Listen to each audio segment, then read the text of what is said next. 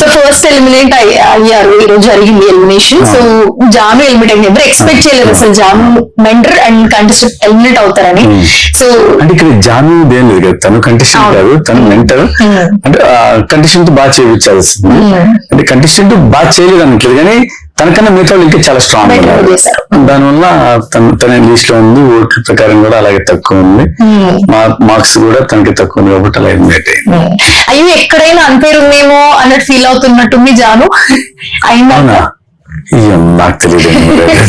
So basic గా చాలా శంకర్ గారి షోలో చాలా క్లియర్ గా ఉంటారు. ఎవరైనా కొంచెం అటు ఇటు కన్సర్న్ చూపించినా కూడా చాలా కరెక్ట్ గా చెప్పాలి అని చెప్తారు. శంకర్ చాలా షోస్ లో చూసాం మేము. ఇంతకు ముందు సీజన్ లో కూడా ఎవరైనా కొంచెం అటు ఇటు ఉన్నా కూడా లేదు, you should do this, you should do that అని కరెక్ట్ గా చెప్తారు. సో ఎలా అనిపించింది ఈ ఎలిమినేషన్? లైక్ జరిగింది ఫస్ట్ ఎలిమినేషన్.